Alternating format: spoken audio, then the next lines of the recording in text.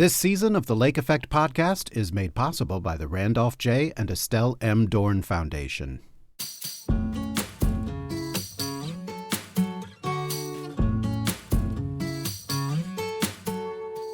Hey, thanks for checking out this episode of the Lake Effect podcast. My name is James Proffitt, and today I am at the Shores and Islands Visitor Center in Port Clinton, Ohio, talking to Ben Simon.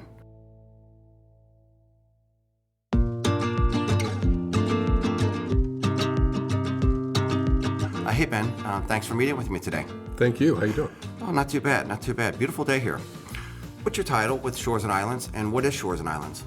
James, I am the marketing director at Shores and Islands, and Shores and Islands, Ohio is the destination marketing organization for Erie and Ottawa counties. A destination marketing organization. Is that like what they used to call a tourism bureau? Yes. Okay. What's your background? Did you grow up in this area, or where are you from? Yeah, I grew up in Berlin Heights. Okay. Went to Edison High School. You know, once I left for college, went to college in Michigan, I moved to New Jersey, worked in the Philadelphia market for 25 years. Oh, big city. Yeah. And, you know, I moved back to this area about 4 years ago. My mom needed some help, you know, for health, and I have some family back this way. So, been working on that for a few years, and it kind of COVID helped that out, that situation. So moved back here. Right. And, you know, I was really blown away by all the infrastructure that was built in this area and things that were happening. So I kind of want to get involved. You know, this job happened to be available when I moved back, so it kind of worked out. All right. And the goal of Shores and Islands is to what? Our goal is to promote the region as a year-round destination. Okay. And to attract as many visitors as we can to this region to experience everything that we have to offer. You know, our ultimate goal is to drive economic impact. Right. To produce a lot of money for the business owners, to, you know, enhance the area so we can attract more visitors. You come for a visit, you know, it's a circle. We get more people in and more people spending money. That gives us the money to build the infrastructure to attract more people. So you're kind of like cheerleaders for the area. Yes, very much. How many people work here, full and part-time? How are you funded? We have 2 offices. We have one in Sandusky, down on Water Street, services Erie County, and we also have one here in Port Clinton that services Ottawa County. So it's not a single county, it's 2 counties combined. We have 2 counties that we're responsible for. It's a huge workload. You know, we have a great team, total of 18 people altogether that work in both offices. Okay. That's a lot of staff. It is a lot of staff. I've been to a lot of small visitor centers, and it's usually like maybe 1 or 2 people. Yeah. Not in a major area, but Sure. in a rural area, just 1 or 2 people and some brochures. Yeah. When I started here, I thought it was a lot of staff too. But then when I got into, you know, how much work we actually do and how much work comes out of these 2 offices, Right. The staff is needed. Okay. You know, we have several different departments. And I've got to ask you, I've been in this area about 20 years. Do you really have to convince people to come here? I believe so. Yes. Really? You have to make people aware of what's here. Okay. You don't have to convince them to come here, but education on what's going on in the region, what's new. You know, there's new businesses popping up every single day. So there's water parks here in the winter, so we're really trying to get that awareness out in front of people. Right. And you said you've been in the tourism business Yes. for years. How's it changed? I know when I grew up, we went to a sports show in Cincinnati, and there was no internet, there was no social media. It was a giant bag filled with paper brochures. Right. Is that the old school way, or is that still around, or what can you tell me? There's some of that still around. Okay. You know, there's definitely trade shows that we go to. There's educational conferences that we attend. There's a lot of paper being handed out. You know, for my purposes in terms of advertising and marketing the area, it's a lot of digital.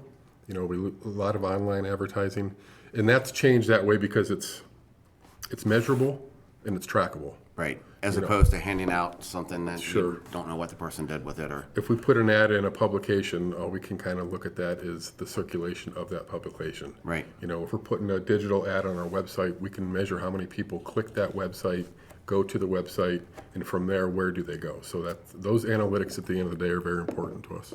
And how many inquiries in a year might you receive via either phone calls, people walking through the door at the visitor centers, or social media inquiries?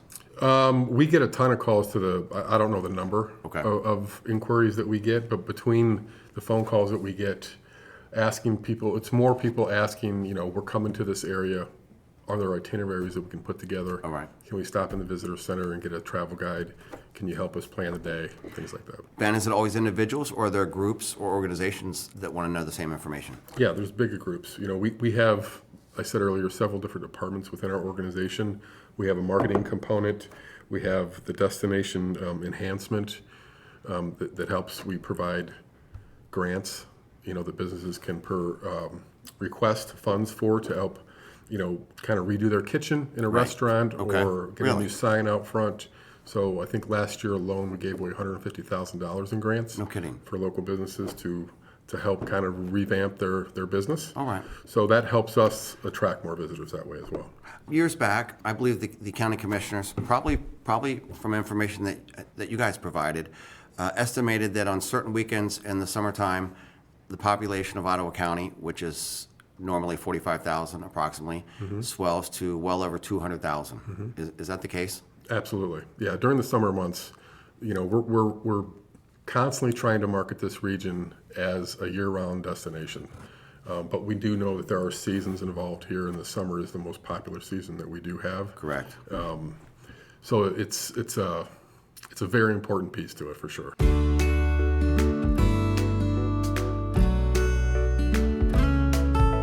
What are the major standard attractions that people know this area for? I think the number one attraction is Lake Erie. Okay. Right? So people are coming here to fish, boat, sailing, swimming, kayaking. I think the lake is our number one attraction to this region. So we just, we need to capitalize on that. And the health of the lake is very important to us. So, Lake Erie, Cedar Point, Kalahari, the sports zone over at Cedar Point, the Cedar Point Sports Center brings 1 million people through that every year. No kidding. It's a very... That's not the amusement park. That's No. a separate entity. Yeah, Cedar Point Sports Center is, we actually help fund that. Okay. 2% of our lodging tax goes to that bond to finish that project. All right, and that's what kind of sports? It's all youth. Okay. It's volleyball, basketball, mainly volleyball, basketball. If they don't have tournaments in there that, Justin, the GM over there, that's his job, is to fill that center full of sporting events. If there's something that doesn't come through there that they have an open weekend for, they kind of help turn to us to say, can you help fill this? We may put a fishing show in there or some sort of expo in there, yeah. Okay. What about Lakeside? I hear a lot of people talking about Lakeside. It's kind of an odd little community. I've been there many times. It's very crowded in the summertime, but it's not the bar scene or the hubbub that you might see in some other places. What can you tell me about Lakeside? Lakeside's a very popular destination for families to come up and enjoy the lake in the summer. I know it's becoming increasingly popular throughout the years, especially in the last few years that I've been here. Just seeing the amount of people that go there. Within Lakeside, there's a little community, and there's things that you don't have to leave Lakeside at all. It's very quaint. There's a movie theater there. There's activities for kids. There's restaurants, stores. So it's just a nice place to go, set up shop for the week. You don't have to leave anywhere. Ben, there are some attractions in the area that are not that old. When I say not that old, maybe 5, 10, 15 years at the most. One that I can think of is Biggest Week in American Birding. That takes place not just in Erie and Ottawa County, but in some surrounding counties. How big of a draw is that, and where do people come from to attend that? Great question. Biggest Week in American Birding, we, in conjunction with McGee Marsh and Kim Kaufman over at the Black Swamp Observatory, we put this together every year, and it's amazing to me how many people come here for that week in May, right? There's over 90,000 people that come here from all over the world to this area just to see the birds migrate. It's a very unique area position, from the islands. The birds are coming down from the north. They stop at the islands. They stop here just off the coast before continuing to head south. It's a great migratory pattern for warblers especially. So if you're a birder and you want to see some interesting birds and different kinds, that's the place to be. Right, and people come from all over the world. All over the world. Last year, I talked to someone from Spain, someone from France. We get a lot of people from Canada coming down, California, Florida. They're all over. It's very interesting to me how many people come. Speaking of interesting, there's one event that happens in late February every year. I believe the last Saturday in February, and it quickly surpassed the attendance for the Walleye Drop, which is the New Year's Eve event that Port Clinton has been known for years. What can you tell me about the Burning Snowman? It's fantastic. I love it every year. It's becoming extremely popular. Port Clinton has done a fantastic job promoting this. We help out a little bit just to get it out to the masses a little more, but we're heavily involved with our social media. The attraction itself is unique, for this area. Right. But it's a burning snowman. Why not in the middle of winter? It's Now, when you say a fantastic. burning snowman, made of snow? No, it's made of wood Okay. and things, yeah, but it's just the idea of it. It's in the middle of winter. It sounds like a big party. It's cold. It's a huge party. Okay. It's a good time. What about ice fishing? I know that people fish on East Harbor, and some people drive for 2-3 hours to get here to fish on East Harbor. But every once in a while, the lake itself freezes, and for a couple weeks or up to a month, as we had 12, 13 years ago, there could be thousands of people on the ice out pretty far out on Lake Erie. Sure. Yeah, this year was a great year for ice fishing over the last 2 weeks that we had. We have 9 webcams up on our website, and I always look at our Catapa webcam to see how many ice fishermen are out there. And there's 10 sprinkled throughout, last 2 weeks. Obviously, it's becoming a little bit warmer now, so we've got to be careful. But I did catch the Coast Guard rescue off the ice last year with the webcam. It was pretty interesting. That's pretty exciting stuff. Yep. There's always seems like every year someone gets caught on the ice and the ice breaks away and they have to be rescued. And there's one a year, every year, I think. And we were fortunate enough to see that last year. No one got hurt, so it was great. Ice fishing is very popular, especially around the islands. Right. It's very shallow out there around Put-in Bay and Kelly's. And how big is fishing as a component of your work at the shores and islands? It's a huge component. 3 or 4 years ago, before I started, we kind of moved away from really focusing and advertising this a lot. And I'd like to really, we're really working to bring this back, especially around the islands. There's people that come in from Wisconsin and all over the country to fish. And the walleye hatchery here in Lake Erie, as you know, is world class. So the amount of fish that are caught, I don't know the exact number, but it's astounding, the millions of fish that are in Lake Erie right now. And the hatches that have been happening over the last few years have really put us on a map. Ben, there are maybe up to a half dozen cities and towns in the U.S. that claim to be the walleye capital of the world. Where is the walleye capital of the world? Port Clinton Really? would be the walleye capital of the world. Officially? Yeah, officially. Okay. Yeah, it's not official, but it's official, right? We've been trying to get the walleye passed down in Columbus as the state fish. So that's... Any luck with that? Not yet, but we're continuing the work. What are some smaller, maybe niche attractions in the area that people may not know about, that may be kind of specialized, or that people just aren't aware of? We have a lot of breweries in the area. Okay. We have a lot of wineries in the area. So we have a Cheers Trail that's very, very popular in the spring and in the fall especially. Seems like a good time for people to come out and experience those trails. We have water parks. We have 3 water parks in the region, so they're And those are year-round? they're strictly, they're year-round. Okay. But we actually promote them more for the winter time. Right. This last December, between the 3 water parks that we have, we had 85,000 people come through just in that month. Really? And in January, we had 205,000 people come through this area and stay at one of our 3 water parks in Erie County. So Holy smokes. it's just a great way to experience the region in the winter. And I will point out, 60% of those visitors came from 50 or 100 miles away. Wow. Which is impressive, because that tells us that we're doing our job in terms of reaching the masses outside of this region. Right. How does weather affect tourism in the area? I've spoken to some people before in different businesses, for instance, bars and restaurants, taxi cabs, and the weather can be really good or bad for people coming to visit the area. Sure. Yeah, it's always, you got to count out rain, especially in northeast Ohio, northwestern Ohio, where we are in this region. We get May through, I guess, August, really nice weather. It's hot, sunny. People are taking advantage of that weather. It drops off a little bit in the fall. Winter seems to last a long time here. It does, doesn't it? It really does. And, we constantly update our our website for weekly events that are going on in the week for the region, as well as monthly, and we're constantly promoting those things. So if it does rain outside, there are things to do in the region. We point that out. If it's beautiful outside, our job is to promote all of that stuff. There's over 13 million people that come through this region every summer. 4 million of those go to Cedar Point. There's 1 million people that go into the Cedar Point Sports Center. What are the other 9 million people doing, right? So that's something. They're doing something. So that's just a testament of how many things there are to do in our region. I know that Shores and Islands has social media channels, and you guys feed information and photos and stories and things out for people on the internet. Do you still do the old school travel shows where you got a booth inside of a convention center in a city and people are coming up and down the aisle and picking up brochures? Yes, we do a few of those a year. They're combined with more of a kind of an educational piece.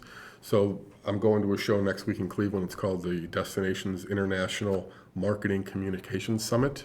Wow, so that's a mouthful. Yeah, it's a 3-day summit, and it's all education regarding like how AI is influencing us, influencing tourism. What can we do to use AI better? What is it that these DMOs in the area are having better marketing success than others? And it's just a real learning experience, and we a lot of one-on-one that we get there, but we're always handing out pamphlets and travel guides and things to the area. We were at the National Fishing Expo in Columbus 2 weeks ago, and we took all area charter information down with us. We have numerous charter partners of ours, and we gave away a couple charters and a drawing. So it's that's where the fishing aspect comes in big to us. So we're always attending those. Maybe an RV show we did up in Grand Rapids a few weeks ago as well.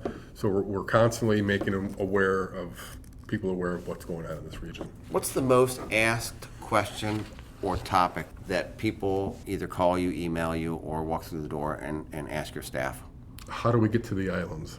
Oh, really? Yeah. How do you get to the islands? Well, from our office in Sandusky, the Jet Express is right out our front door. So it's very easy. And then we give them directions on, there's the Kelly's Island Ferry that takes you to Kelly's. There's the Jet Express and the Miller Ferry up here in Port Clinton that kind of run off Catawba. Right. So it's a very easy trip. And then from there, they ask, once I'm on the island, what can I do? Or can I get from the island to Cedar Point? Or, we kind of give them a gist of where the ferries go.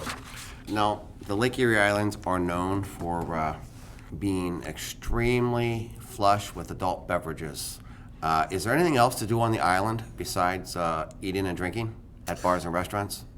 Yeah, Put-in-Bay is in Ottawa County, and Kelly's Island is in Erie County. They're two different islands. There's a lot of bars and restaurants on Put-in-Bay. There's some bars and restaurants on Kelly's. Kelly's seems like a little more family atmosphere. If you're going there for a week with the family to stay, it's more a relaxing atmosphere. It's not as crowded as Put-in-Bay.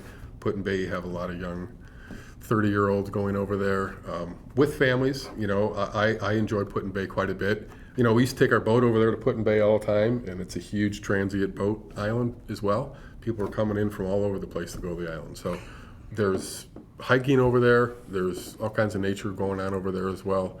Ohio State has their research labs over on off of Put-in-Bay. I've heard that. So it's a very interesting thing to experience that. And there's a new aquatic visitor center that opened up last year on Put-in-Bay. I heard that too. So they're building up a lot of attractions, making it very friendly for visitors to experience, and it's educational for the kids.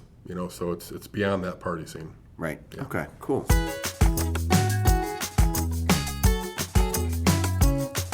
In the past 10, 15 years, Airbnb private rentals and VRBO private rentals have really taken off all over the world. But has that affected tourism here in this area?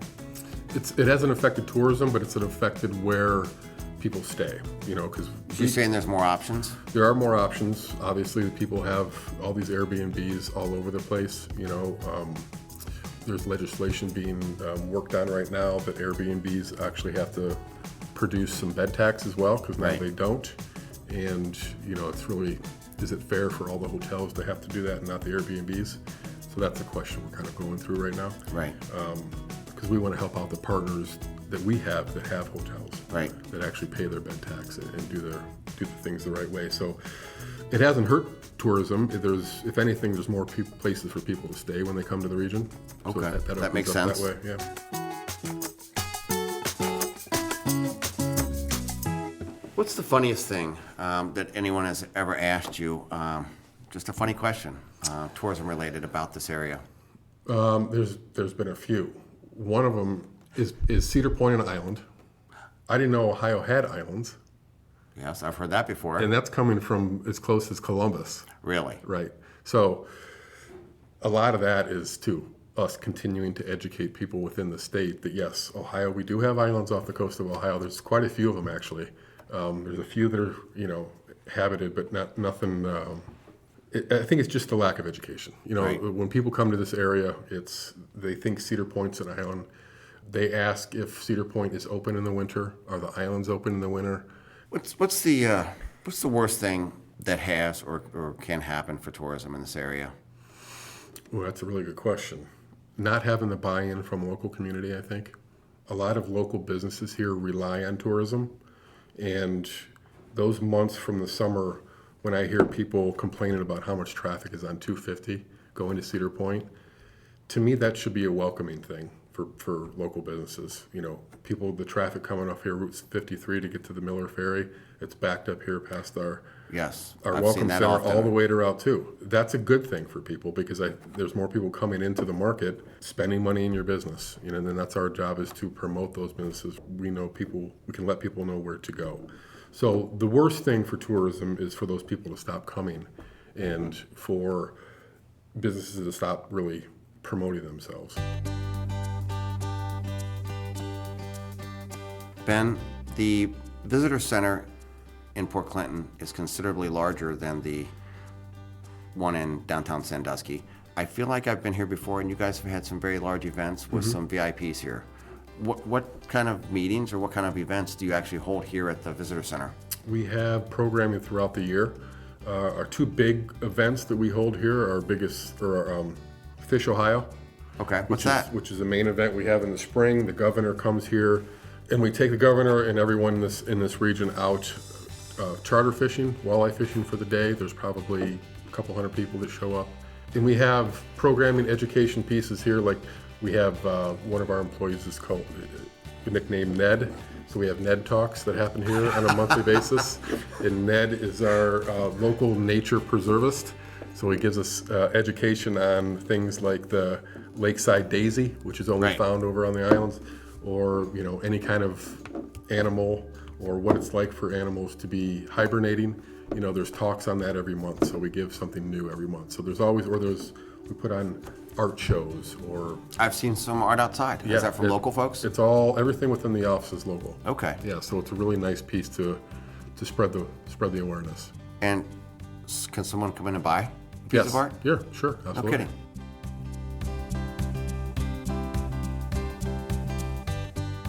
Hey, Ben, thank you so much for taking time out of your busy day to talk to me about the shores and islands. It's very interesting. I had no idea so many people came through Erie and Ottawa County each year. I appreciate it, and hopefully one day I will see you somewhere around the lake. Yeah, I hope so. Thank you. Thanks for joining me for this edition of the Lake Effect podcast. I'm your host and producer, James Proffitt. Our executive producer is Chris Pfeiffer. To hear more, go to wgte.org/lake effect. And I hope to see you somewhere around the lake.